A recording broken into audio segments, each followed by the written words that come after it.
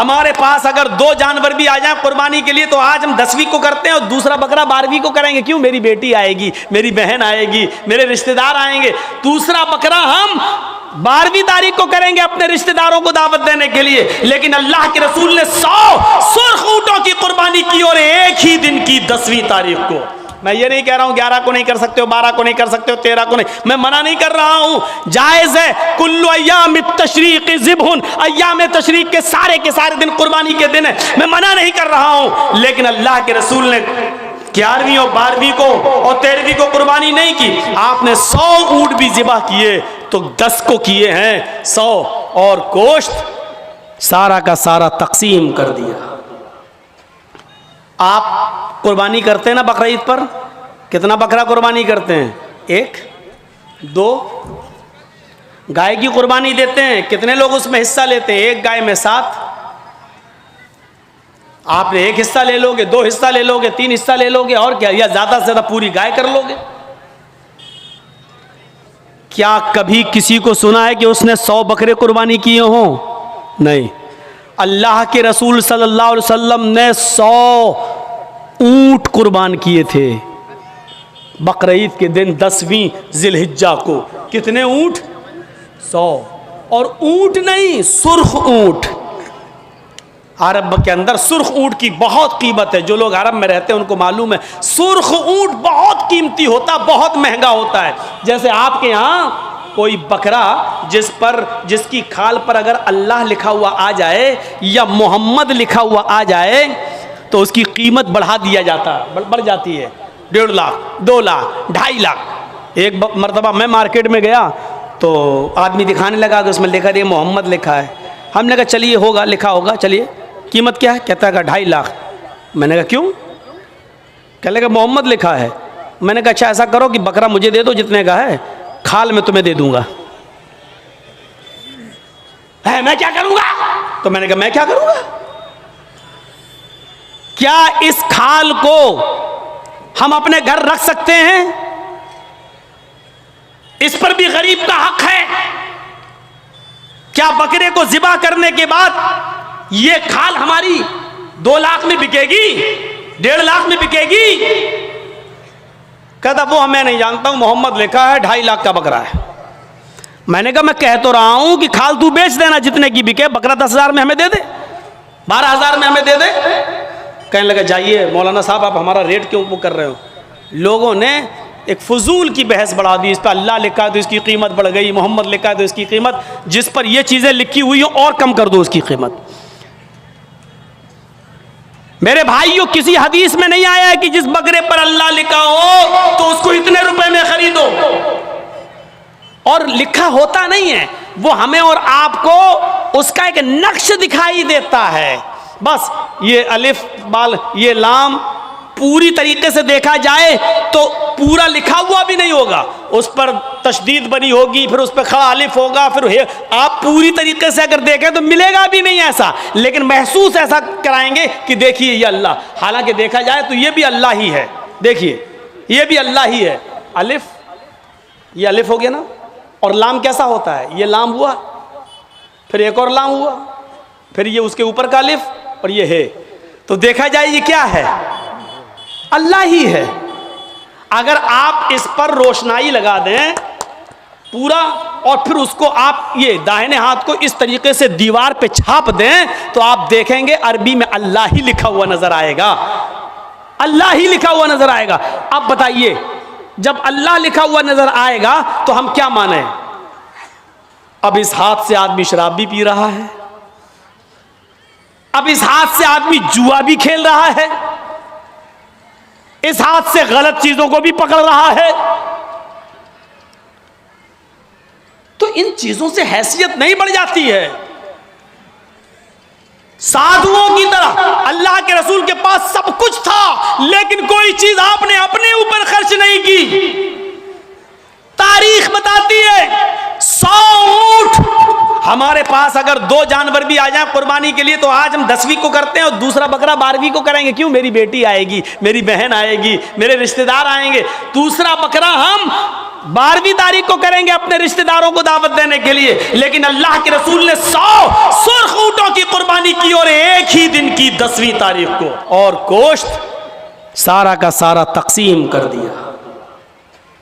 आपने अपने पास कुछ नहीं रखा। जरजीत साहब शादी से पहले किस पे सोते थे? दरी पर, चटाई पर। जरजीत साहब की शादी हो गई, जहेज में डबल बेड मिल गया, मसहरी मिल गई, बिस्तर मिल गया। शादी के बाद हमारी सोने की स्टाइल बदल गई, चलने की स्टाइल बदल गई। जरजीत साहब साइकिल पे चलते थे, अब बाइक पे चल रहे हैं, बड़े आदमी हैं, 4 व्हीलर भी दे दी होगी, हो सकता है ससुराल वालों ने, अब 4 पहिए की गाड़ी पे चल रहे हैं। रहने की स्टाइल बदल सकती है, लेकिन मोहम्मदुर रसूलुल्लाह 25 साल की उम्र में जब 40 साल की एक बूढ़ी औरत खदीजा से निकाह करते हैं। खदीजा अरब की बहुत बड़ी दौलतमंद और रईस खातून थी। जब अल्लाह के रसूल की शादी उनके साथ होती है तो खदीजा अपने साथ सारा माल भी लेके आती हैं, सारा खजाना लेके आती हैं, सारा बिजनेस लेकर आती हैं। अल्लाह के नबी सल्लल्लाहु अलैहि वसल्लम शादी के बाद भी उसी चटाई पर, उसी इकहरे बिस्तर पे सोया करते थे जो शादी से पहले आप सोया करते थे। आप ताज्जुब करेंगे, एक बार अल्लाह के नबी सल्लल्लाहु अलैहि वसल्लम जिस बिस्तर पे सो रहे थे, हजरत आयशा ने उस बिस्तर पर लेट कर देखा जो काफी गड़ रही थी। फरमाया अल्लाह के नबी को ये बिस्तर कितना गड़ता होगा, कितना चुभता होगा। हजरत आयशा ने उस बिस्तर को दोहरा कर दिया, दोहरा इकहरा था उसको दोहरा कर दिया ताकि थोड़ा सा नरम हो जाए। अल्लाह के नबी उस बिस्तर पे सो जाते हैं, तहज्जुद की नमाज में नहीं उठ पाते हैं। जब आँख खुली तो फजर का वक्त था, फजर की नमाज पढ़ाने के बाद जब घर पे आते हैं तो पूछते हैं आयशा तुमने बिस्तर पर ऐसी कौन सी चीज बिछा दी थी? आयशा तुमने बिस्तर पर ऐसा क्या बिछा दिया था? आज मुझे नींद आ गई और मैं रात में अल्लाह की इबादत न कर सका, तहज्जुद के अंदर उठ नहीं सका। फरमाया अय अल्लाह के नबी बिस्तर के नीचे तो मैंने कुछ नहीं बिछाया, वो बिस्तर जो इकहरा था उसको मैंने दोहरा कर दिया। मैंने लेट कर देखा, आपको कैसे नींद आती होगी, वो तो काफी चुभ रहा था, काफी गड़ रहा था, मैंने उसको दोहरा कर दिया। फरमाया आयशा ऐसा मत करो, जैसा बिस्तर पहले बिछाती थी उसी तरह बिछाओ, बिस्तर को इकहरा रहने दो, मेरी पीठ पर गड़ता है तो गड़ने दो, मेरी पीठ पर चुभता है तो चुभने दो। जब बिस्तर गड़ता था चुभता था तो मेरी आंख खुल जाती थी और मैं रात में उठ कर तहज्जुद की नमाज पढ़ लिया करता था, अल्लाह को याद कर लिया करता था।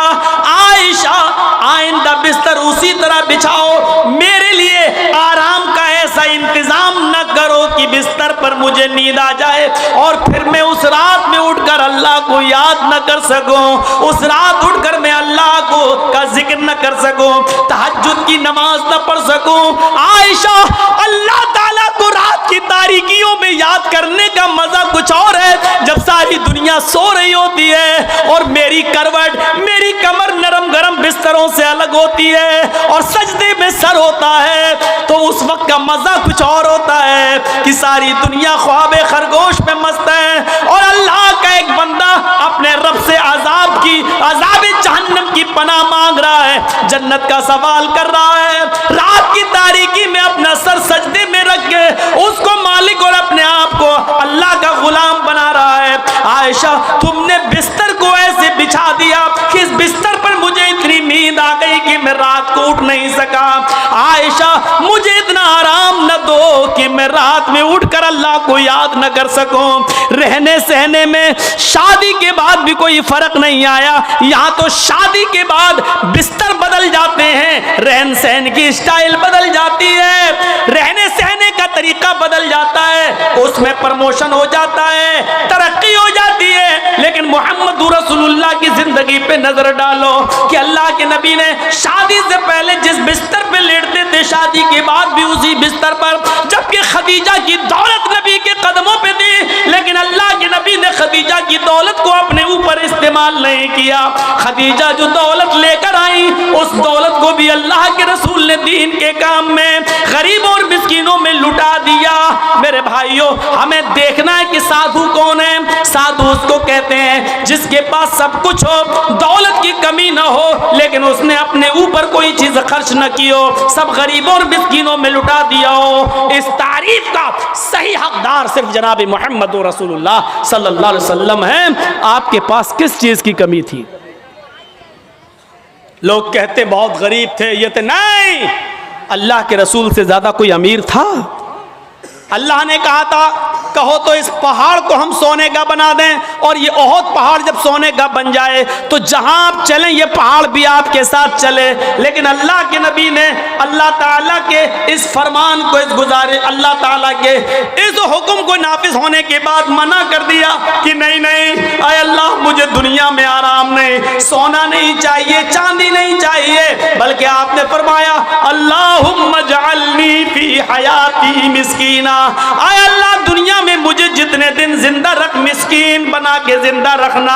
आए अल्लाह जब मुझे मौत आए तो हालत मिस्कीनी में मुझे मौत आए, और अल्लाह कल कयामत के दिन जब मैं उठाया जाऊं तो फकीरों में और मिस्कीनों ही में मैं उठाया जाऊं। ये अल्लाह के रसूल की दुआ थी, जबकि अल्लाह ताला तो ओहद पहाड़ को सोने का बनाने के लिए तैयार था। नबी अकरम जहां चलते पहाड़ आपके साथ साथ चलता, लेकिन अल्लाह के रसूल ने पहाड़ को सोने का बनाने से मना कर दिया और कहा कि मुझे दुनिया के ऐशो आराम नहीं चाहिए। हजरत अब्दुल्ला इब्ने उमर ने बिस्तर पर लेटकर देखा तो कहा अल्लाह के नबी ये क्या है?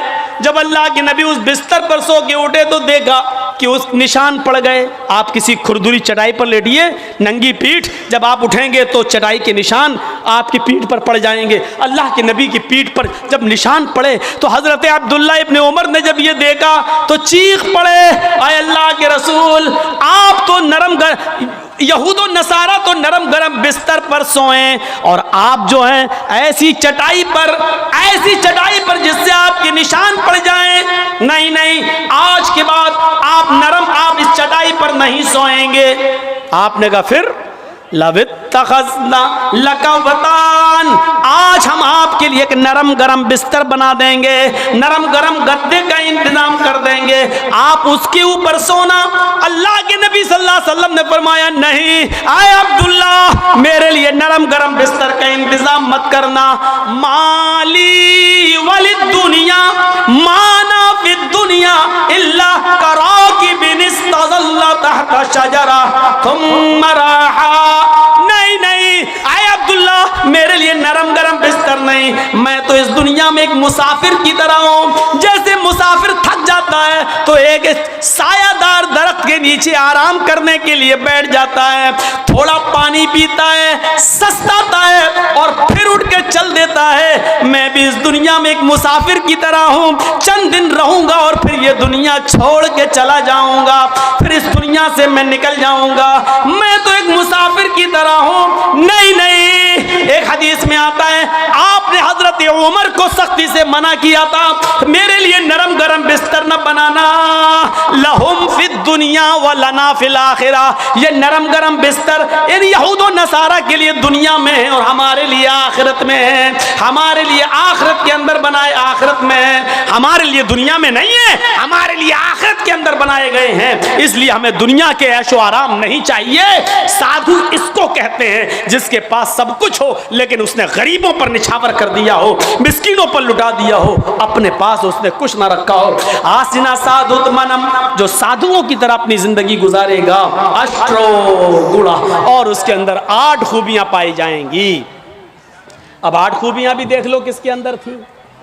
अल्पभाषी, वो कम बोलेगा। कम बोलने वाला कौन था? पूरी जिंदगी आप पढ़ जाइए, मुहम्मदुर रसूलुल्लाह सल्लल्लाहु अलैहि वसल्लम से ज्यादा कम बोलने वाली शख्सियत आपको नहीं मिलेगी। जरूरत के वक्त बोलना और उतना बोलना जितनी जरूरत है, उससे ज्यादा नहीं। ये हमारे और आपके यहाँ का माहौल है, कोई ज्यादा बोल रहा है, कोई कम बोल रहा है। अल्लाह के रसूल उतना ही बोला करते थे जितनी जरूरत है। कभी कभी तो ऐसा होता था कि पूरा जवाब भी नहीं देते थे। कम बोलने का हाल ये था कि एक मर्तबा कुछ यहूदी अल्लाह के नबी के पास आए। मुस्लिम शरीफ किताबुस सलाम पढ़िए, चैप्टर। नबी अकरम के घर पे आए, दरवाजे को दस्तक दी, अल्लाह के रसूल ने दरवाज़ा खोला, यहूदियों ने सलाम किया। तर हकीकत वो सलाम नहीं था, बल्कि उस सलाम के अंदर छिपी हुई बद्दुआ थी। उन यहूदियों ने आते ही कहा अस्सलामु अलैकुम या रसूल अल्लाह, अस्सलामु अलैकुम। क्या कहा? अस्सलामु अलैकुम, लेकिन कहा ऐसे अस्सलामु अलैकुम या रसूल अल्लाह। अरे अल्लाह के रसूल, आप पर मौत हो। अस्सलामु अलैकुम नहीं कहा उन्होंने, सलामती हो, बल्कि क्या कहा? अस्सलामु अलैकुम, मौत हो आप पर, बर्बाद हो जाएं आप। तो अल्लाह के रसूल सल्लल्लाहु अलैहि वसल्लम समझ गए, आपने सुन लिया। इन यहूदियों ने अस्सलामु अलैकुम नहीं कहा, बल्कि इन यहूदियों ने क्या कहा? अस्सलामु अलैकुम। तो अल्लाह के रसूल ने इतना कम जवाब दिया, मुख्तसर, चूंकि आप कम बोलते थे, आपने उसका बहुत ही शॉर्ट में जवाब दिया, वालेकुम। यहूदी झिलमिला गए। यहूदियों ने कहा अस्सलामु अलैकुम, मौत हो आप पर। आपने उसके जवाब में सिर्फ इतना कहा, वालेकुम, तुम पर हो, यानी जो तुम मुझ पर भेज रहे हो वो तुम पर हो। हजरत आयशा ने जब सुना तो उन्होंने अंदर से पर्दे की ओर से चीखते हुए कहा, वालेकुमुस्सलाम या यहूद व लानतुल्लाह। आए यहूदियों, मेरे शौहर पर तुम मौत भेजते हो, तुम पर मौत हो और अल्लाह की लानत हो। तो अल्लाह के रसूल ने हजरत आयशा को डांटा था और कहा था, आयशा ये तुमने गलत किया, आयशा तुम्हें ऐसा नहीं करना था। हजरत आयशा ने कहा, अल्लाह के रसूल आपने सुना नहीं, आप पर मौत भेज रहे हैं वो। अल्लाह के नबी ने कहा, आयशा क्या तुमने सुना नहीं मैंने उनको क्या जवाब दिया? उन्होंने कहा अस्सलामु अलैकुम, मैंने कह दिया वालेकुम। जो उन्होंने मुझ पर भेजा मैं उनको भेज चुका हूं, मैं उनको बोल चुका हूं। तुमने अपनी तरफ से ज्यादती की है, गलत किया, जाओ माफी मांगो तुम। मेरे प्यारे साथियों, तसव्वुर करें आप, अल्लाह के नबी कितना कम बोलते थे। कम बोलने को अपनी आदत बनाइए, जरूरत के तहत बोलिए, क्योंकि ज़बान से ही अक्सर गुनाह होते हैं। ज़्यादा ज़बान इस्तेमाल करोगे फिसलेगी। इसलिए हज़रत अबू बकर सिद्दीक कभी कभी कान में मिसवाक लगाते थे। यह मिसवाक, नमाज का टाइम हुआ, मिसवाक किया, फिर कान में लगा लिया। इस मिसवाक को एक बार अपने दाहिने हाथ में पकड़े और ज़बान खींच रहे थे ऐसे, और मिसवाक ज़बान पे मार रहे थे ऐसे। हज़रत उमर ने कहा, ये क्या कर रहे हो? कहा, इस ज़बान को सज़ा दे रहा हूं। कहा, किस बात की? यही ज्यादा बोलती है, इसको औकात में रख रहा हूं, इसको बता रहा हूं, देख अगर ज्यादा बोलने का काम तूने किया तो तेरी पिटाई लगेगी इस मिसवाक से। ऐसा मैं इसलिए कर रहा हूं ताकि जबान हमारी कंट्रोल में रहे, क्योंकि अक्सर लोग जहन्नम में जबान की वजह से जाते हैं। यही वजह थी कि अल्लाह के नबी सल्लल्लाहु अलैहि वसल्लम ने जन्नत में जाने वाले लोगों की जब एक लिस्ट तैयार की तो उन नौजवानों को नहीं भूला। फरमाया, आए नौजवानों, तुम मुझे दो चीजों की जमानत दो, तुम मुझे दो चीजों की जमानत दो, मैं तुम्हें जन्नत की जमानत देता हूं। मैं यज़मली, कौन है जो मुझे दो चीजों की जमानत देता है? तुम मुझे दो चीजों की गारंटी दो, मैं तुम्हें जन्नत की गारंटी देता हूं। सहाबा ने पूछा, अल्लाह के नबी वो दो चीजें क्या हैं? आपने फरमाया, अल फमु वल फर्ज, एक मुंह, एक जबान, और दूसरी शर्मगाह यानी जिनाकारी। तुम मुझे इन दो चीजों की जमानत दे दो कि मैं जबान से जो भी बोलूंगा सच बोलूंगा, कभी झूठ नहीं बोलूंगा, कभी किसी की गीबत नहीं करूंगा, कभी किसी की बुराई नहीं करूंगा, कभी किसी की चुगली नहीं करूंगा, कभी किसी को तकलीफ नहीं पहुंचाऊंगा। और दूसरी इस बात की गारंटी दे दो कि मैं किसी की माँ बहन बेटी पर गलत नजर नहीं डालूंगा और उसको कभी गलत नजर से नहीं देखूंगा, जिना नहीं करूंगा। तुम अपनी इन दो चीजों की जमानत दे दो, जो मुझे इन दो चीजों की जमानत देगा मैं उसको जन्नत की जमानत देता हूं, यानी वो मेरे साथ जन्नत के अंदर जाएगा। जबान की वजह से अक्सर लोग जहन्नम में जाते हैं और दूसरी शर्मगाह जिनाकारी की वजह से जहन्नम का शिकार होते हैं लोग। तो मेरे प्यारे साथियों, अल्लाह के रसूल बहुत कम बोला करते थे और कम बोलने का हुक्म भी दिया करते थे कि लोगों जरूरत के तहत बस बोलो, ज्यादा मत बोलो।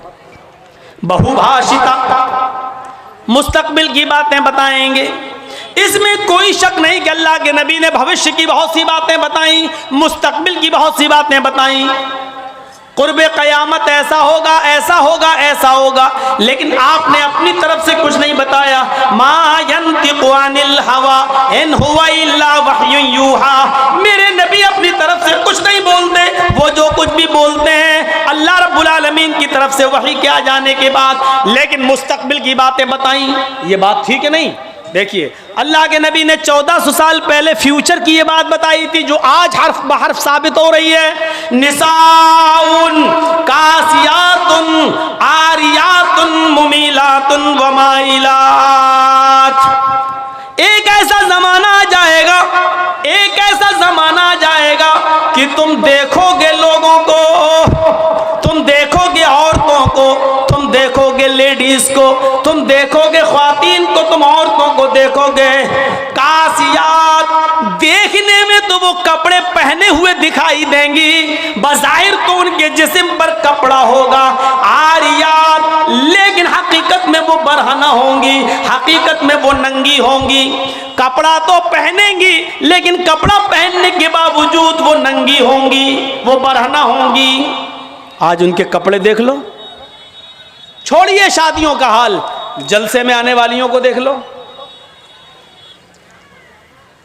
ईद और बकरीद के दिन औरतों के पहनावे देख लो, और अपनी जवान बच्चियों को देख लो जिनकी उम्र 10 साल से बड़ी है। याद रखिएगा 10 साल से बड़ी लड़की के ऊपर पर्दा फर्ज हो जाता है।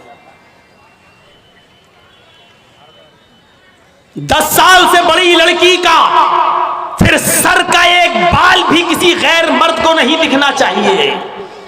हमारी नजरों में बहुत मामूली बात है, छोटी है। अल्लाह के रसूल ने फरमाया था, जब तुम्हारा बेटा 7 साल का हो तो उसको नमाज का हुक्म दो, और 10 साल का हो तो नमाज के लिए ज़बरदस्ती करो, ना पढ़े तो उसको मारो पीटो। 10 साल के बाद कुरान और हदीस के सारे अहकाम नाफिज हो जाते हैं। आजकल 10-11 साल की लड़कियां बालिग हो रही हैं। टीवियों पर सीरियल ऐसे आ रहे हैं, मोबाइलों में ऐसी ऐसी वाहियात चीजें यूट्यूब वगैरह पर, फेसबुक पर आ रही हैं कि इनको देखकर हमारी लड़कियां जो कभी 16-17 साल में बालिग होती थीं, आज 11-12 साल की उम्र में बालिग होने लगी हैं। उरियानियत फैल चुकी है, शर्म हया ताक पर रखी जा चुकी है। वरना तसव्वुर कीजिए, एक कपड़ा जो जिस्म से चिपका हो, आपके पैरों से चिपका हुआ हो, और वो कपड़ा आपके घुटने और रान से होते हुए आपकी कमर तक आए, जिसको आप लेगी कहें, और इसके ऊपर एक कुर्ती पहन ली जाए, और इस तरीके से मार्केट में, बाजार में शॉपिंग की जाए, ऐसी औरत को आपकी नजर में फैशन परस्त कहा जा सकता है, लेकिन मोहम्मद रसूलुल्लाह की नजर में ये लड़की, ये औरत नंगी है, नंगी है, नंगी है। ये कपड़े, ए भैया जिसको जाना हो जल्दी जाओ यहां से, और जिसको उठना हो अभी उठ जाओ। ड्रामा करके रख लिया है। और भी अभी जिसको जाना हो चले जाओ, अभी बाद में मैं नहीं उठने दूंगा, चाहे पेशाब यहीं निकल जाए। जाइए अभी निकल जाइए जिसको जाना हो।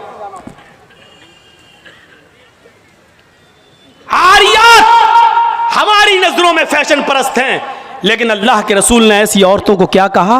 नंगी। मैंने नहीं कहा, पूछो इन उलमा से आरियात का मतलब क्या होता है। कासियात कपड़े पहनेंगी, आरियात लेकिन नंगी होंगी। ऐसी औरतों के बारे में कहा है नंगी होंगी। ये हाफ आस्तीनों के कपड़े यहां चल रहे हैं, ये खुला हुआ है।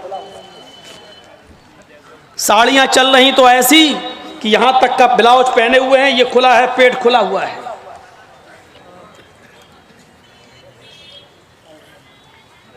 और जो चंद बुरके अब चल भी रहे हैं बिहार बंगाल में, पहले तो चलते नहीं थे, तो अब बुरकों में भी डिजाइन चलने लगी है। कड़े हुए बुरके, डिजाइनदार बुरके। अब एक बात बताइए, बुरके को आप एक तो डिजाइनदार बना रहे हैं, और दूसरा, जब औरत या लड़की जब बुर्का ओढ़ती है तो सीने पर फूल बना दिए आप। ये बताइए यहां फूल बनाने की क्या जरूरत थी? जब वो पहनती है तो फूल सीने पर, और वो लड़की ने ये बुर्का खरीदा क्यों? इसका मतलब क्या है कि वो भी इसलिए खरीद रही है ताकि मेरे फूलों पर नजर। ये सुनना पड़ेगा, तुम्हें नहीं तुम्हारे बाप को भी सुनना पड़ेगा। जब तक मैं इस कुर्सी पर हूं, ये अथॉरिटी, ये पावर मुझे इस्लाम ने दिया है, सुनना पड़ेगा। क्यों खरीदा है उसने ये बुर्का? यूपी साइड में आ जाओ, लखनऊ के बुर्के देख लो, बंबई के देख लो, हैदराबादी बुर्के देख लो। कसम खुदा की अब बुर्के बुर्के नहीं रह गए। अब 60 साल की बुढ़ी भी ओढ़ ले तो ऐसा लगता है जैसे वो 18 साल की लड़की जा रही है। ये बुर्के एक बार सच्चा वाकया है। 60, 65, 70 साल की बुढ़िया ऐसा ही बुर्का ओढ़ के चेहरा छुपा के जा रही थी धीरे धीरे। भाई बुढ़ी थी वो, धीरे धीरे चल रही थी, तो एक लड़का उसका पीछा करने लगा। 20-22 साल का लड़का उस बुढ़ी का पीछा करने लगा, क्योंकि जो सोचने लगा बुर्का इतना खूबसूरत है तो बुर्के के अंदर कितना खूबसूरत माल होगा, बुर्के वाली कैसी होगी। उसका पीछा करने लगा। बुढ़िया धीरे धीरे चल रही, लड़का समझ रहा मुझे लिफ्ट दे रही, मेरी वजह से धीरे धीरे चल रही, जबकि वो अपनी कमजोरी की वजह से धीरे धीरे चल रही। बुढ़िया समझ गई कि लड़का मेरा पीछा कर रहा है, तो थोड़ी दूर चलने के बाद उसने अपना नकाब खोला और अपनी तुतलाती जबान में बोली, बेटा। लड़के का तो मूड खराब हो गया, कमबख्त मेरा तो मामला ही गड़बड़ हो गया। बेटा तू मेरा पीछा क्यों कर रहा है? मैं तो तेरी अम्मा की उम्र की हूं। लड़के को भी गुस्सा आ गया, कहती बात मैं अपने लिए नहीं अपने अब्बा के लिए ढूंढ रहा हूं। अब 60, 65, 70 साल की बूढ़ियों को ऐसे खूबसूरत बुर्के पहनने की क्या जरूरत? बुर्कों का मकसद जो कभी था पर्दा, लेकिन आज उनका मकसद भी वो नहीं रह गया। अल्लाह के नबी के ज़माने में एक सहाबी अल्लाह के नबी के पास आती हैं, मुस्नद अहमद की सही रिवायत, जिनकी चादर कपड़े से नीचे, टखने से नीचे, चप्पल से नीचे ज़मीन की मिट्टी उड़ाती हुई आती है और कहती है, अल्लाह के रसूल मैं इस चादर को ओढ़कर नमाज पढ़ने जाती हूँ। आपने कहा चादर इतनी नीची होनी चाहिए। उसने कहा अल्लाह के नबी कभी कभी जमीन पर पेशाब और पायखाना पड़ा होता है, गंदगी पड़ी होती है, तो क्या मैं थोड़ी सी ऊपर करके पायखाना गंदगी को क्रॉस करके आगे निकल जाऊं? आपने कहा नहीं, दाएं से निकल जा, बाएं से निकल जा। कहने लगी दाएं भी मर्द बैठे होते हैं, बाएं भी मर्द बैठे होते हैं, मुझे उसी गंदगी के ऊपर से निकलना है। अल्लाह के रसूल इजाजत दे दीजिए, मैं थोड़ा सा ऊपर कर लूं और निकल जाऊं, उसके बाद नीचे कर लूंगा। जब गंदगी को क्रॉस कर लूंगी तो चादर में नीचे कर लूंगी। अल्लाह के नबी कहते हैं अगर मर्द दाएं बैठे हैं, बाएं बैठे हैं, तो तू उसी गंदगी के ऊपर से निकल जा। कहने लगी अल्लाह के रसूल वो गंदगी मेरी चादर में लग जाएगी, आप मुझे ऊपर उठाने की इजाजत नहीं दे रहे हैं। टखने से ऊपर, चप्पल से ऊपर चादर उठाने की इजाजत क्यों नहीं दे देते? आपने कहा नहीं, चादर उठाने की इजाजत, चप्पल से भी ऊपर चादर उठाने की इजाजत नहीं दूंगा। कहा अल्लाह के रसूल फिर उस चादर में पेशाब और पायखाना लग जाएगा। आपने कहा लग जाने दे। कहने लगी हाय अल्लाह के रसूल उसी चादर को तो ओढ़कर मैं नमाज पढ़ती हूँ मस्जिद में। जब ऊपर औरतों का अलग इंतजाम होता है या पर्दे में औरतों का इंतजाम होता है, तो मैं इसी चादर को ओढ़े ओढ़े नमाज पढ़ती हूँ। आपने कहा उसी चादर को ओढ़कर नमाज पढ़ ले। कहने लगी उसमें पेशाब और पायखाना लग जाएगा, क्या उसी और चादर को ओढ़कर नमाज पढ़ लूं? आपने फरमाया हाँ। आए औरत जब पेशाब और पायखाना तेरी चादर में लगेगा। जब तू आगे बढ़ेगी तो तेरी चादर जमीन पर पड़ी हुई मिट्टी से रगड़ खाएगी, क्योंकि तेरी चादर नीचे है। जब पेशाब और पायखाना उसमें भर जाएगा, जब तू आगे बढ़ेगी तो जमीन पर पड़ी हुई मिट्टी पर तेरी चादर रगड़ खाएगी, और जमीन पर पड़ी हुई मिट्टी से रगड़ने की वजह से जमीन की पाक मिट्टी तेरी चादर को पाक कर देगी। लेकिन तुझे चादर उठाने की इजाजत नहीं, उसी चादर में तू नमाज पढ़ ले। गंदगी लगती है तो लग जाने दे, आगे बढ़ेगी तो जमीन पर पड़ी हुई पाक मिट्टी तेरी चादर को पाक कर देगी। मेरे भाइयों, पेशाब और पायखाना देखकर भी अल्लाह के रसूल ने औरत को चादर उठाने की इजाजत नहीं दी। मेरी बहनों, तुम्हारे दिल कैसे गवारा कर लेते हैं। जलसों में भी चूड़ियां खरीदने के लिए, बैलून खरीदने के लिए, जलेबियां खरीदने के लिए तुम किस तरीके से लेडीज पिंडाल से निकलकर तुम बाजारों में घूम लेती हो। शर्म आनी चाहिए। तुम्हारे कलेजे और तुम्हारे दिल कैसे गवारा कर लेते हैं कि लड़के और लड़कियां एक जगह शॉपिंग करें, दुकानदारी करें, खरीदारी करें। ये तुम्हारे कलेजे, तुम्हारे ज़मीर कैसे गवारा कर लेते हैं। जबकि अल्लाह के नबी फरमाते हैं, ला यखलुअन्न रजुलुम बिमरातिन इल्ला कान सालिसुहुम शैतान। कोई मर्द किसी औरत से तन्हाई में न मिले,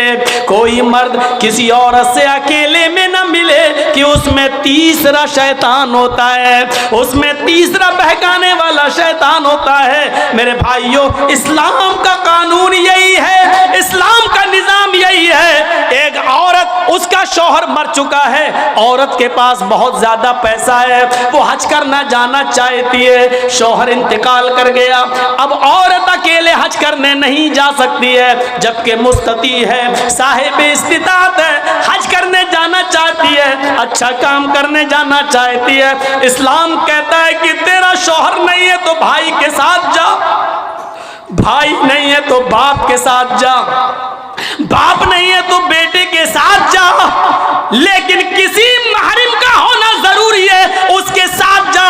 चीख कर औरत कहती है, कोई नहीं है, मेरे पास दौलत है। अल्लाह के नबी कहते हैं, फिर दौलत संभाल कर अपने पास रख। अगर तेरा भाई नहीं है, बेटा नहीं है, शौहर नहीं है, बाप नहीं है, कोई महरम नहीं है, तो तू अकेले हज करने नहीं जा सकती है। नहीं, अय अल्लाह के नबी, मेरा पड़ोस में बड़ा अच्छा नेक हाजी नमाजी नेक आदमी रहता है, मैं इसको भाई बना लेती हूँ, चली जाऊं। फरमाया नहीं नहीं, मुंह भोले भाई को भाई बनाकर उसके साथ तुम हज करने नहीं जा सकती हो, इसलिए कि अपने मुंह से किसी को भाई बोलने से वो तुम्हारा सगा भाई नहीं हो जाएगा, अपने मुंह से किसी को बेटा बोल देने से वो बेटा नहीं हो जाएगा। तुम किसी को बेटा बोल दो, भाई बोल दो, जो चाहो बोल दो, लेकिन इस्लाम ये कहता है कि उसके साथ भी औरत को इजाजत नहीं है कि वो हज करने जाए। अगर कोई नहीं है तो मत जाओ, लेकिन इस्लाम इस बात की इजाजत नहीं देता है कि तुम अकेले जाओ या किसी को बहन, किसी को भाई या बेटा बनाकर जाओ, इस बात की इजाजत नहीं देता। इस्लाम एक इबादत में, हज जैसी इबादत में भी औरत को किसी गैर मर्द को मुंह बोले भाई और मुंह बोले बेटे के साथ भी जाने की इजाजत नहीं देता।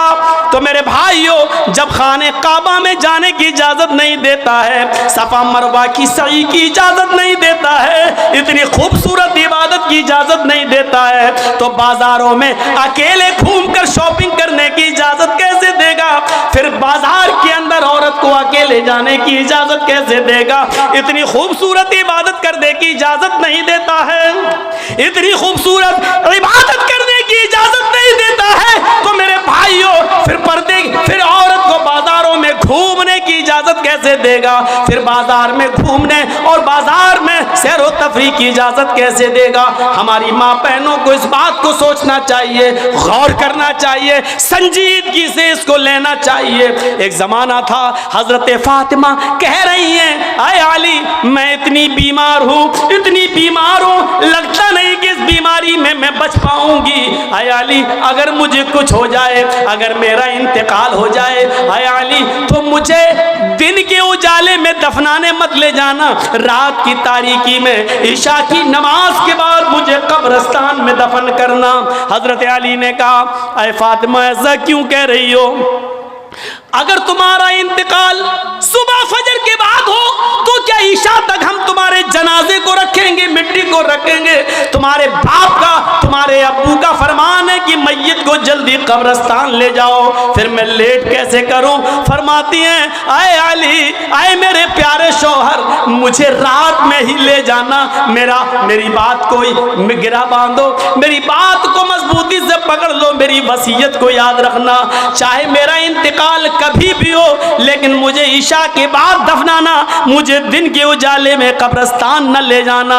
ऐ अली, मैं नहीं चाहती हूँ कि मेरे मुर्दा जिस्म पर पड़े हुए कफन पर भी किसी गैर मर्द की नजर पड़े, मैं अपने कफन पर भी किसी गैर मर्द की नजर नहीं पड़ने देना चाहती हूँ। ऐ अली, मुझे रात में ले जाना, दिन के उजाले में नहीं। मैं नहीं चाहती कि मेरे कफन पर भी किसी गैर मर्द की नजर पड़े। मेरे भाइयों, इंतकाल के बाद निकाह जायज नहीं है, इंतकाल के बाद शादी नहीं होती है, लेकिन इंतकाल के बाद भी अपने जिस्म को तो छोड़ो, अपने कफन को भी किसी गैर मर्द को देखने की इजाजत नहीं दे रही है। ये था हजरत फातिमा का पर्दा। इस पर्दे की रोशनी में मेरी बहनों, अपने गरीबानों में झांक कर देखो, अपने गरीबानों के बटन खोलो और तलाश करो, हम कहाँ खड़े हैं, हमारा पर्दा क्या है, हमारी इज्जत व आबरू क्या है। आज हमारे चेहरों का हरकत व नाकस देख रहा है। कल तक हमारे इन खूबसूरत गालों को कभी आसमान की निगाहों ने भी नहीं देखा था, चांद और सितारों ने भी नहीं देखा था, और आज जो चाहता है देख लेता है। हरकत व नाकस जिसको चाहो, आज वो बड़ी आसानी से हमारी बहनों बेटियों का दीदार कर रहा है। और एक और बात, जितना अमीर बाप है, जितना अमीर बाप है, जितना भी बाप अमीर मिलेगा आपको, आप देखिएगा उसकी बेटी उतने ही कम कपड़े पहने हुए होगी। किस बात का अमीर है तू? काहे का अमीर है तू? अपनी बेटी को 5 मीटर का कपड़ा लाकर नहीं दे सकता है तो काहे का अमीर है तू? कंजूस और बखील बाप। अल्लाह ताला ने इन अमीरों को ऐसी सजा दी है, ऐसी सजा दी है। कल तक ये गरीबों की लड़कियों को डांस कराया करते थे, आज अल्लाह ताला ने इन अमीरों की लड़कियों के जिस्मों से कपड़े उतार कर उनको लोगों की नजरों को दीदार करने पर मजबूर कर दिया। आज इन अमीरों की लड़कियों के जिस्मों से कपड़े उतरवा कर आज गरीब इन लड़कियों को देख रहे हैं, उनका नजारा कर रहे हैं। आज अमीरों को अल्लाह ने ये सजा दी है। आज वो फैशन समझते हैं कि मेरी बेटी फैशनेबल कपड़े पहने हुए हैं। नहीं नहीं मेरे भाइयों, आप अपनी बहनों के जिम्मेदार हैं। अल्लाह के नबी ने फरमाया कि जिस लड़की का बाप, जिसकी बेटी बेपर्दा घूमे वो बाप दयूस है, जिसकी बहन बेपर्दा घूमे वो भाई दयूस है, जिसकी बेटी बेपर्दा घूमे वो बाप दयूस है, जिसकी बीवी बेपर्दा घूमे वो शौहर दयूस है। गौर करो कितनी साफ लफ्जों में, कितने साफ लफ्जों में अल्लाह के नबी ने फरमाया, जिसकी बहन बेपर्दा घूमे वो भाई दयूस, जिसकी बेटी बेपर्दा घूमे वो बाप दयूस, जिसकी बेटी बेपर्दा घूमे वो बाप दयूस, जिसकी बीवी बेपर्दा घूमे वो शौहर दयूस। अब दयूस का माना अगर हम समझ जाएं तो सारा मामला हल हो जाए। दयूस का ये तो अरबी लफ्ज़ है ना, इसका उर्दू में तर्जमा होता है, सुनने की ताकत है, सुनेंगे। दयूस का मतलब होता है भड़ुआ। और भड़ुआ किसको कहते हैं बताने की ज़रूरत नहीं, जानते होंगे। भड़ुआ कहते हैं उसको जिसने अपनी बहन, बेटी या बीवी या माँ को गलत काम करने के लिए किसी अड्डे पर बिठा दिया हो, चकले पर बिठा दिया हो और उनसे गलत काम करवाता हो और उनकी कमाई खाता हो, अरबी जबान में इसको दयूस कहते हैं और उर्दू में इसको भड़ुआ कहते हैं। कितना सख्त जुमला इस्तेमाल किया अल्लाह के रसूल ने। मौलाना जर्जीस को आप कह रहे होंगे ये क्या हो गया इसको।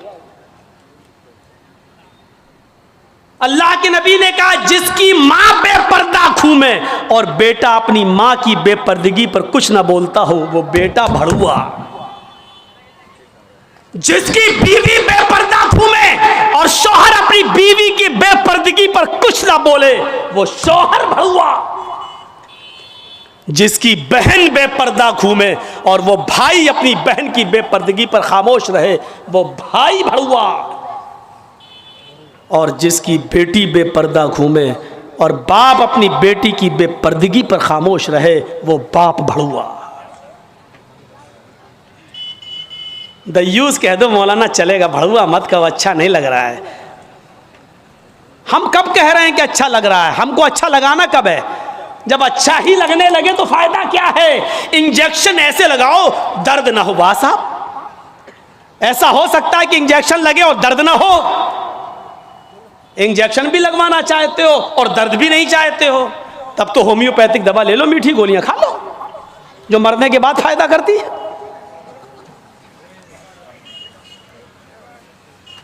होम्योपैथिक दवा के बारे में यही मशहूर है, बहुत लेट फायदा करती है, तो हमने कह दिया मरने के बाद फायदा करती है। लेकिन सिस्टम मिल जाए तो जादू की तरह भी फायदा करती है, बहुत जल्दी भी करती है। तो जब आपको मीठी गोलियां ही खाना है होम्योपैथिक दवा, तो फिर मत कराओ तकरीरें, और तकरीर करा रहे हो तो सुनो, सुनना पड़ेगा। कितने लोग हैं आज जो अपनी बीवी की बेपर्दगी पर सवाल उठाते हैं? कितने ऐसे हैं जिनकी बेटियां आज बेपर्दा घूमती हैं और वो बाप अपनी बेटियों को डांटते हैं? अगर माँ बाप अपनी बेटियों को सही से जिम्मेदारी निभाने लगे तो आज एक भी लड़की के पास एंड्रॉयड मोबाइल ना हो। हमारी 18-20 साल की लड़की जिसकी शादी नहीं हुई घर पे रहती है, उसके हाथ में एंड्रॉयड मोबाइल, चीख चीख के बता रहा है कि बाप की तरबियत में कमी है, बाप अपनी बेटी पर पूरा का पूरा हुक्मरान नहीं है, हाकिम नहीं है, या ये कह रहा है बेटी के हाथ में वो एंड्रॉयड मोबाइल चीख चीख के कह रहा है ये बाप ना कह रहा है, बेटी के आगे बाप की नहीं चल रही है, बाप मजबूर हो चुका है। मेरे भाइयों, अगर बाप मजबूर न होता तो बेटी के हाथ में एंड्रॉयड मोबाइल नहीं होता। क्या जरूरत है बेटी के हाथ में देने की? वो तो घर में रहती है, क्यों चलाएगी साहब? आपकी बेटी 18-20 साल की क्यों फेसबुक चलाएगी? क्यों व्हाट्सएप चलाएगी? क्यों मैसेंजर चलाएगी? और आप कैसे अपनी बेटी को फेसबुक और मैसेंजर और व्हाट्सएप चलाने के लिए ढील दे सकते हैं? कैसे? आपका ये दिल कैसे गवारा कर लेता है? आप जिम्मेदार हैं। हमारी ये बेटियां कल बच्चों की माएं बनेंगी, शादी के बाद इनको अपने बच्चों की तरबियत करना है। मां के कदमों के नीचे जन्नत बताई गई है, हालांकि ये कोई हदीस नहीं है, एक मकूला है, लेकिन बच्चे अपने मां के कदमों के नीचे जन्नत कैसे ढूंढें? ये आजकल की मां के कदमों के नीचे जन्नत है? जिसको खुद नहीं मालूम कि कदम मेरे कहां हैं, उसके कदमों के नीचे बच्चे जन्नत ढूंढेंगे?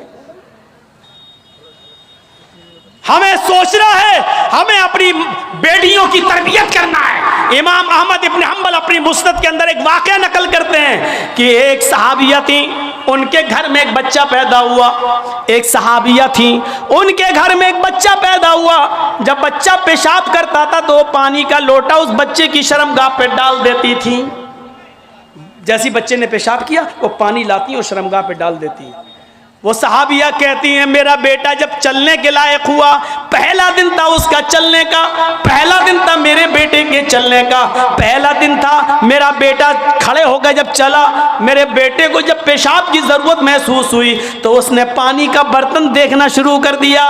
माँ कहती है कि मैं देख रही थी अपने बेटे को, जब भी वो पेशाब करता था तो मैं पानी उसकी शर्मगाह पे डाल देती थी। आज देखती हूँ मेरा बेटा चल रहा है, देखती हूँ ये क्या करता है। जब बेटा पहला दिन चलने के लायक हुआ, पहला दिन था, तो बेटे ने पानी का प्याला उठाया और दोनों हाथ से पकड़कर धीरे धीरे चला और एक कोने में जाकर बैठ गया, पेशाब किया और पेशाब करने के बाद वो पानी का प्याला अपनी शर्मगाह पे डालने लगा।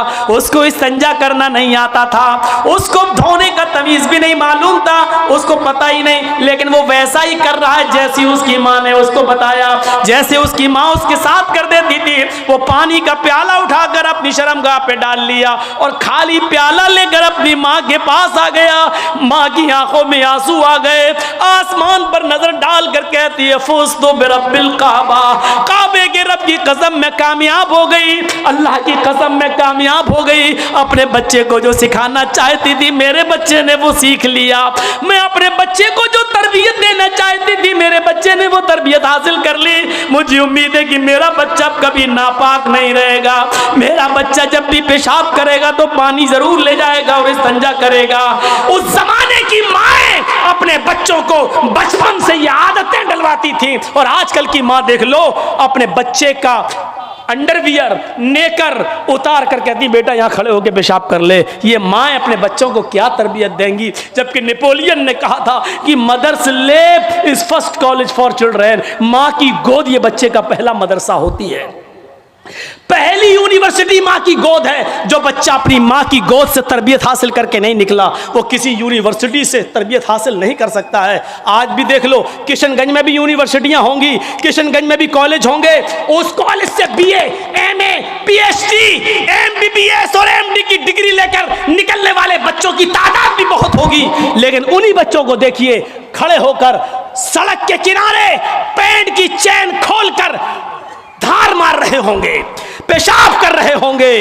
ये इन यूनिवर्सिटियों के फारिगीन स्टूडेंट हैं जो फारिग होकर निकले, जिनको एमडी करने के बाद, एमबीबीएस करने के बाद भी पेशाब करने की अकल नहीं आई है। इनसे तो बेहतर वो कुत्ता है जो कम से कम पेशाब करता है तो एक टांग तो उठा लेता है ताकि उसके ऊपर छींटे ना आए। इन्होंने यूनिवर्सिटी से पढ़ने के बाद भी ये कुत्ते से भी बदतर बनकर निकले हैं। वो यूनिवर्सिटी इनको इंसान नहीं बना सकी, वो कॉलेज उनको इंसान नहीं बना सके, वो स्कूल इनको इंसान नहीं बना सके। एमडी पीएचडी करने के बाद भी आज कुत्तों से बुरी तरह पेशाब करते हुए नजर आएंगे। कह लेने दीजिए मुझे कुत्ता, गधा, जो कुछ भी बोलता हूं मैं सब, आज मुझे इजाजत दीजिए।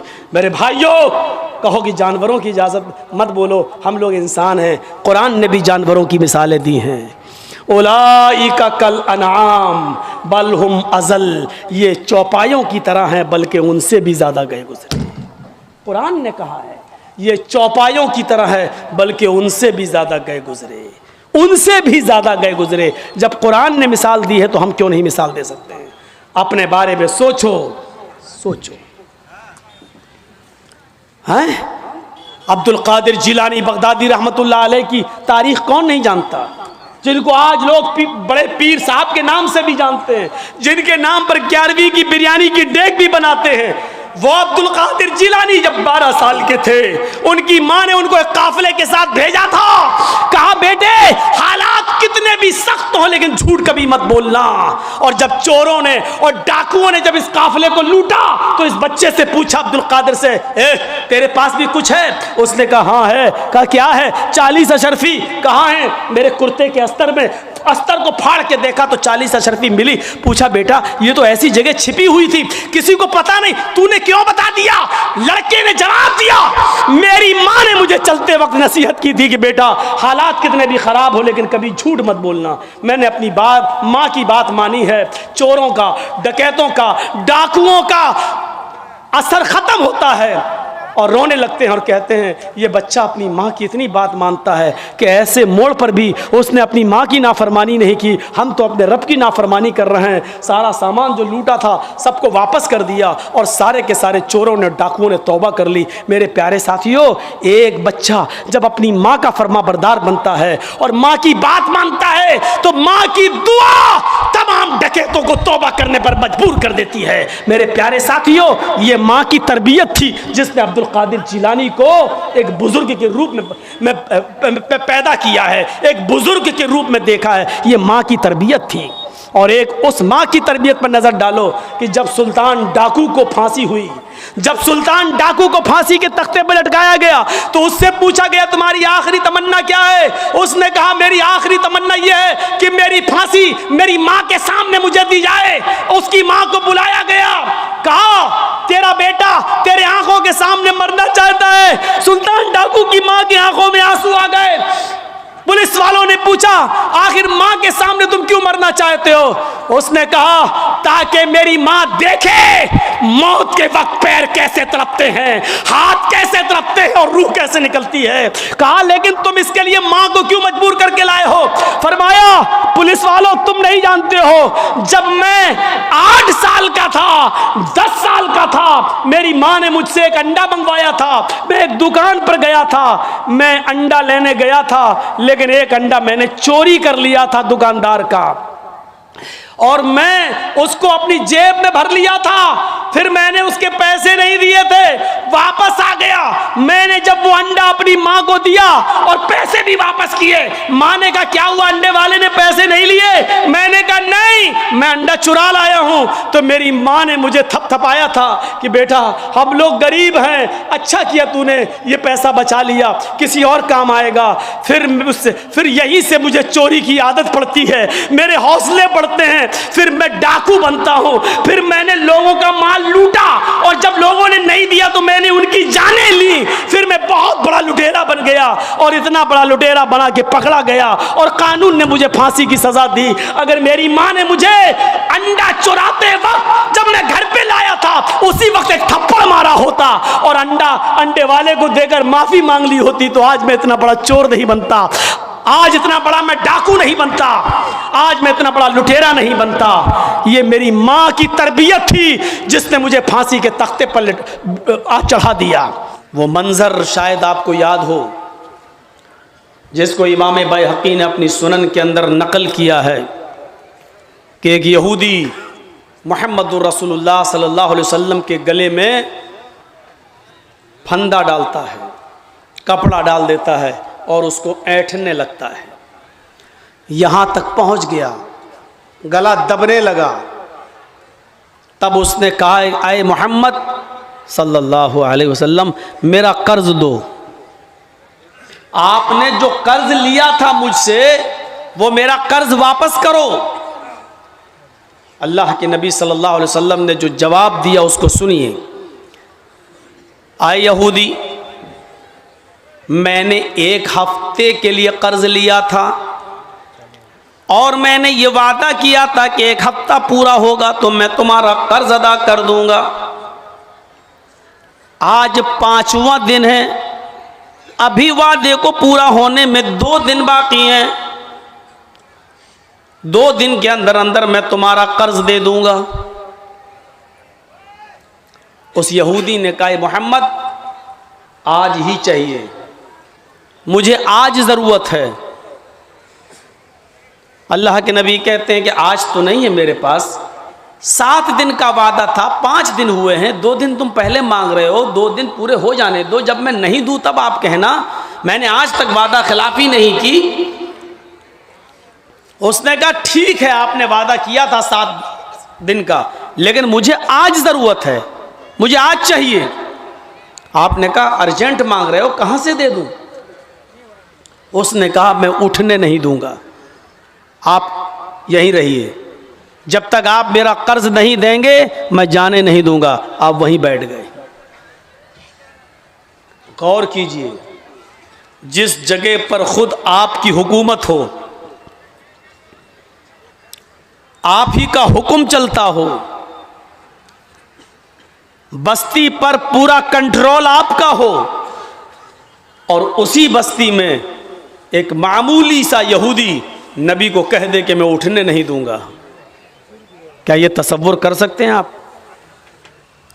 क्या आप अपने इलाके में नीतीश कुमार से कह सकते हो कि यहाँ बैठ जाओ, जाने नहीं दूंगा? क्या यूपी के अंदर हम योगी से कह सकते हैं बैठ जाओ, हम उठने नहीं देंगे? क्या दिल्ली में आप केजरीवाल से कह सकते हैं बैठ, मैं उठने नहीं दूंगा? जिस बस्ती पर हमारा नियंत्रण हो, कंट्रोल हो, और उसी बस्ती में हमसे यह कहा जा रहा हो कि मैं उठने नहीं दूंगा, पहले मेरा कर्ज अदा करो, और आप बैठ जाते हैं। हजरत अबू बकर से हजरत उमर फारूक को गुस्सा आ रहा है, लेकिन आप कह रहे हैं नहीं, अरे उमर तुम्हें कुछ नहीं बोलना है, मामला हमारा और इसका है, मैंने इससे कर्ज लिया है, ये मुझसे सख्ती कर रहा है, करने दो, लेकिन तुम बीच में नहीं बोलोगे। बैठ गए। इमाम बैहक़ी अपनी सुनन के अंदर नकल करते हैं कि ज़ोहर की अजान का वक्त होता है। आपने कहा यहूदी अजान की आवाज़ आ रही है, क्या मैं मस्जिद में नमाज पढ़ने जा सकता हूँ? उसने कहा बिल्कुल नहीं, पहले मेरा कर्ज दे दो, उसके बाद जहाँ जाना हो चले जाओ। असर की नमाज का वक्त आया, उसने नहीं जाने दिया। मगरिब की नमाज का वक्त आया, उसने नहीं जाने दिया। इशा की नमाज का वक्त हुआ, उसने नहीं जाने दिया। यहां तक कि रात के अंदर भी उसने नहीं जाने दिया। आपने पूरी रात उसी जगह पर गुजारी, वो यहूदी भी वहीं मौजूद है। सुबह फजर की नमाज भी आपने वहीं पढ़ी। इमाम बैहक़ी ने अपनी सुनन के अंदर नकल किया हत्ता ततलुअ शम्स, यहां तक के सूरज तुलू हो गया। जब सूरज चमकने लगा तो वो यहूदी अल्लाह के नबी के पास खुद चल कर आता और बैठ जाता है और कहता हाती यदका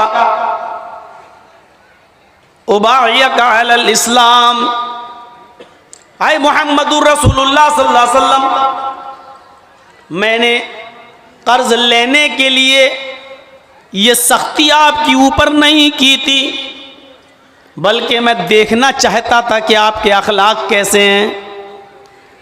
मैंने कल ही अपनी किताब पढ़ी तौरात, कल ही मैंने अपनी किताब देखी तौरात। उस किताब के अंदर, उस तौरात के अंदर मैंने आखिरी नबी का एक वस्फ देखा है, एक सिफत देखी है, एक विशेषता देखी है, खुसूसियत देखी है कि अंतिम ऋषि, आखिरी पैगंबर वो होगा जिसको गुस्सा दिलाया जाएगा तो वो गुस्से में नहीं आएगा, उसकी पेशानी पे शिकन नहीं पड़ेगी, उसके ऊपर सख्ती की जाएगी तो वो गुस्से में नहीं आएगा। मैंने गुस्सा दिलाने की कोशिश की, मैंने आपको वरगलाने की कोशिश की और ये देखना चाहता था कि मेरी किताब में आखिरी नबी की जो सिफत लिखी हुई है, जो गुण लिखा हुआ है, वो गुण आपके अंदर पाया जाता या नहीं पाया जाता, मैं ये देखना चाह रहा था।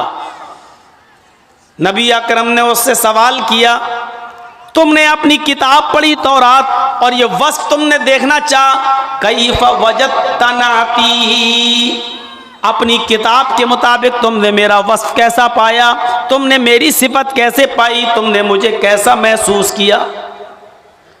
उसने कहा मेरी किताब तौरात में जो लिखा है वो आपकी खूबी बहुत कम लिखी है, आप तो उससे भी बढ़कर हैं,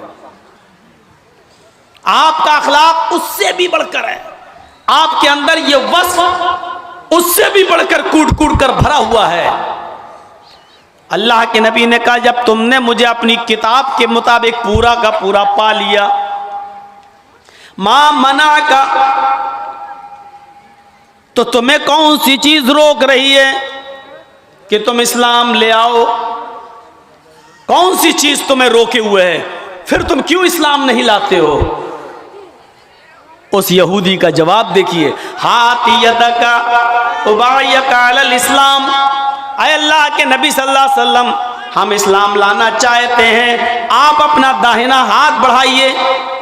अल्लाह के नबी ने अपना दाहिना हाथ बढ़ाया उस यहूदी ने अपना हाथ बढ़ाया और उसी वक्त उसने कलमा पढ़ा, अशहदु अल्ला इलाहा इल्लल्लाह व अशहदु अन्ना मुहम्मदन अब्दुहु व रसूलुहु। मैं इस बात का इकरार करता हूँ कि अल्लाह के अलावा कोई माबूद नहीं, और इस बात की गवाही देता हूँ कि मोहम्मद सल्लल्लाहु अलैहि वसल्लम अल्लाह के बंदे और उसके रसूल हैं। ये कलमा पढ़कर वो इस्लाम लाया। इस वाक़े से पता चलता है कि हुकूमत अपनी, सल्तनत अपनी, ममलिकत अपनी, पावर अपना, सब कुछ अपना, लेकिन इसके बावजूद क्या कह रहे हैं? नहीं, इसके ऊपर कोई जुल्म नहीं करेगा, मेरा इसका मामला है। और अल्लाह के रसूल ने किसी सहाबी को उस यहूदी पर जुल्म नहीं करने दिया। उसने मुतालबा किया, आपने उससे कहा कि मेरे पास आज तो नहीं, उसने मजबूर किया, बैठने पर आप बैठ गए, लेकिन आपने उसके ऊपर जुल्म नहीं होने दिया। ये नबी की रहमत यहूदी के साथ थी, ये रहमत थी नबी अकरम की। कुरान ने सच कहा, वमा अरसलनाका इल्ला रहमतल लिल आलमीन, हमने आपको सारी कायनात के लिए रहमत बनाकर भेजा है। कुरान पढ़ जाइए, जा बजा ईसा अलैहिस्सलाम का जिक्र किया है कुरान ने। कहीं पर भी आप नहीं देखेंगे कि ईसाइयों पर जुल्म और ज्यादती करने का हुक्म दिया हो अल्लाह ने या जनाबी मोहम्मद रसूलुल्लाह सल्लल्लाहु अलैहि वसल्लम ने, कहीं नहीं। किसी भी तबके को आप उठाकर देख लीजिए, आपने किसी भी तबके के ऊपर जुल्म नहीं होने दिया, सबके साथ रहमो करम का मामला अपनाया। यहूदियों के साथ, ईसाइयों के साथ, मजूसियों के साथ, उस जमाने के तमाम ऐसे लोग जिन्होंने मक्के को में मजबूर कर दिया था मोहम्मद रसूलुल्लाह को और आपके साथियों, कभी हबशा हिजरत करने पर, कभी मक्के से मदीना हिजरत करने पर मारा, सताया, और जो सहाबा हिजरत करने के लिए तैयार हुए तो उनकी जमीन और जायदाद छीनी, उनका मालो दौलत छीना, कहा कि मदीने जा रहे हो जाओ, लेकिन शादी तुमने मक्के में की है, ये बेटी मक्के की है, तुम मदीने नहीं ले जा सकते, बीवी को छोड़ दिया। इधर से बाप आया, ये बेटी मेरी है, तुम्हें जाना है जाओ, लेकिन हम अपनी बेटी को मदीने नहीं ले जाने देंगे। ससुराल वालों ने बेटी छीन ली, छोटा बच्चा, 1 साल, 1.5 साल, 2 साल की उम्र, बाप ने इस बच्चे को अपनी गोद से लिया और चला।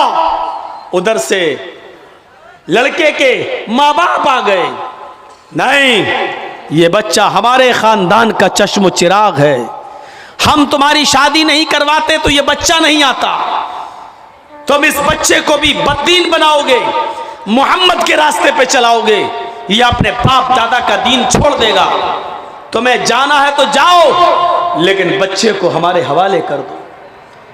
बीवी को ससुराल वालों ने ले लिया, बच्चे को अपने घर वालों ने छीन लिया, लेकिन हिजरतों के सताए हुए,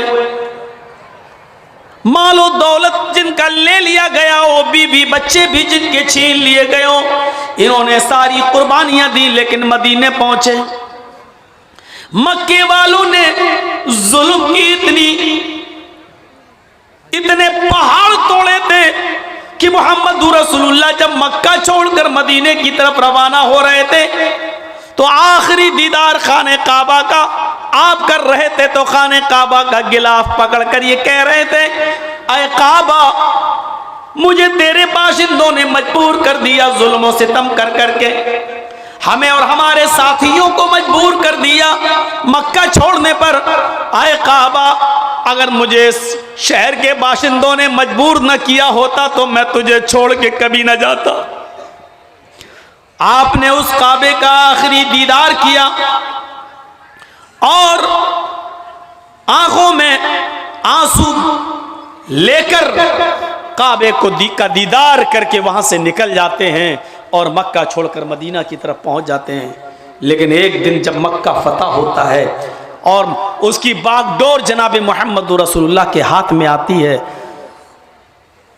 खाने काबा में घुस जाते हैं, हजरत अली के कांधे पर सवार हैं, छड़ी आपके हाथ में है, खाने काबा को पाक करने की जरूरत पड़ती है। सबसे पहले उन्हीं 360 मूर्तियों को हटाया जाता है, क्योंकि उसी को हटाने के लिए और उसी खाने काबा में तौहीद का डंका बजाने के लिए मोहम्मद को खातिमुन नबीयीन बनाकर भेजा गया था। इसलिए आज मक्का फतह हो गया है, मक्के से मूर्तियों का निकाला जाना, बुतों का निकाला जाना जरूरी था। मक्के में घुस जाते हैं, खाने काबा की एक एक मूर्ति को गिराते जाते हैं, एक एक मूर्ति पर लाठी मारते हैं, वो जमीन पर गिरती और टूट जाती, एक एक मूर्ति को छड़ी से गिराते जाते और कहते जाते जा अल हक व ज़हक़ल बातिल इन्नल बातिल कान ज़हूक़ा, हक आ गया और बातिल मिट गया और बातिल को तो मिटना ही था।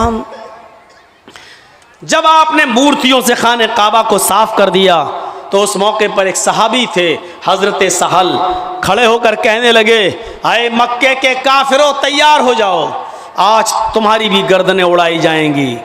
तुमने हमारी गर्दनें उड़ाई थी, तुमने हमारे बीवी बच्चों को सताया था, हमें मक्का छोड़ने पर मजबूर किया था, आज इंतकाम के लिए तैयार हो जाओ, आज हम बदला लेंगे, आज हम भी इंतकाम लेंगे। हजरत साद ने कहा, हजरत साद ने अल यौम यौमुल मलहमा, आज का दिन तो टुकड़े टुकड़े कर देने का दिन है, आज का दिन तो बोटी बोटी कर देने का दिन है, आज का दिन तो एक दूसरे की गर्दनें उड़ाने का दिन है। आज तो तुमने, आज मक्का हमारे हाथ में आ गया है, आए मक्के के काफिरों, आज तुम्हारी गर्दनें उड़ाई जाएंगी, आज तुम्हें कत्ल किया जाएगा, आज तुम्हारे किए हुए एक एक जुल्म और एक एक जुर्म का इंतकाम लिया जाएगा, बदला लिया जाएगा। जैसे हजरत साद ये पुकारते हैं, दूसरी जगह मोहम्मद रसूलुल्लाह सल्लल्लाहु अलैहि वसल्लम बैठे हुए थे, वो फरमाते नहीं, आए मक्के के काफिरों, तुम्हें साद के इन जुमलों से डरने की जरूरत नहीं है, आज तुम्हारे ऊपर कोई खौफ नहीं है, आज तुम्हें डरने की कोई जरूरत नहीं है। साद ने तो इंतकाम की भावना में कह दिया कि आज का दिन बदले का दिन है, आज के दिन गर्दनें उड़ाई जाएंगी, बल अल यौम यौमुल मरहमा, आज का दिन बोटी बोटी करने का नहीं, आज का दिन तो रहमो करम करने का दिन है, आज का दिन तो आफू दरगुजर का दिन है, आज का दिन तो एक दूसरे को माफ कर देने का दिन है, आज का दिन तो एक दूसरे को नजरअंदाज कर देने का दिन है, आज का दिन तो एक दूसरे को माफी देने का दिन है। आओ अपने जुर्मों की माफी मांगो, हम माफ करने के लिए तैयार हैं। और आपने मक्के के अंदर एक एक मुजरिम को माफ किया, और जुर्म भी ऐसा वैसा नहीं, बहुत खतरनाक जुर्म जिन्होंने किए। हिंद आती है जिसने हमजा का कलेजा निकाला था, वो हिंद आती है जिसने हमजा की नाक काटी थी, कान काटा था और उसका हार बनाकर अपने गले में पहना था, वो हिंद आती है जिसने हमजा का पेट फाड़ा था, हमजा का पेट फाड़कर कलेजा निकाला था, कलेजे की बोटियों को जबान पे रखकर दांतों से चबाया था, खाने की कोशिश की लेकिन दिल गवारा नहीं किया, इसलिए थूक देती है। वो हिंदा सामने खड़ी है जिसने मोहम्मद रसूलुल्लाह के चचा हमजा की गर्दन काटी हो, नाक काटी हो, कान काटा हो और उसका हार बनाकर गले में पहना हो। वो हिंदा सामने खड़ी है जिसने हमजा का पेट फाड़ा हो, कलेजा निकाला हो और कलेजे को अपने दांतों में रखकर चबाया हो और थूक दिया हो। वो हिंदा सामने खड़ी है, आज अपने जुर्म की माफी मांग रही है। कोई भी बागैरत दिल इस जुर्म के बाद इसकी ऐसी औरत को माफ करने के लिए तैयार नहीं होगा। देख लीजिए वो एक लड़की जिसका रेप हुआ था और उसके बाद मार डाला गया निर्भया को, और आप देख लीजिएगा उसके चारों कातिलों को जो फांसी दी गई थी। अभी चंद महीने पहले या 1-2 साल पहले जो फांसी के तख्ते पर लटकाया गया, आखिरी वक्त तक भी निर्भया की मां ने और निर्भया के बाप ने उन मुजरिमों को माफ़ नहीं किया। हर कोई अपने रिश्तेदार के कातिल को माफ़ करना गवारा नहीं करता। खुद आपका बेटा जिसने आपके आंखों के सामने मार डाला हो, क्या आपका कलेजा उसको माफ़ कर देगा? आपका दिल कभी गवारा नहीं होगा। आप तो चाहेंगे कि इसको तड़पा के मारा जाए। नबी अकरम के सामने हिंदा खड़ी है, हुकूमत नबी की, सल्तनत नबी की, जिम्मेदार नबी, पूरे मक्के की बागडोर नबी के हाथ में, और हिंदा कह रही है कि हाँ मैंने ये जुर्म किया है, अय अल्लाह के रसूल हमें माफ़ कर दीजिए। और आप अपने कलेजे पर पत्थर रखकर, अपने दिल पर पत्थर रखकर कहते हिंदा जा, मैंने तुझे माफ़ कर दिया, लेकिन एक रिक्वेस्ट है, एक अपील है, एक गुजारिश है, मेरे सामने मत आना, कभी भी मेरे आँखों के सामने मत आना। हिंदा, जब तू मेरी आँखों के सामने आती है तो मुझे अपने चचा की लाश याद आ जाती है, अपने चचा का चेहरा याद आ जाता है, उसके चेहरे पर कटी हुई नाक और कटा हुआ कान याद आ जाता है, उसका फटा हुआ पेट मुझे याद आ जाता है, उसके पेट से निकला हुआ कलेजा मोहम्मद की नजरों के सामने आ जाता है। हिंदा, मैंने माफ तो किया, लेकिन मेरे सामने मत आना, इसलिए कि तू जब आती है तो मुझे मेरे चचा की याद आ जाती है।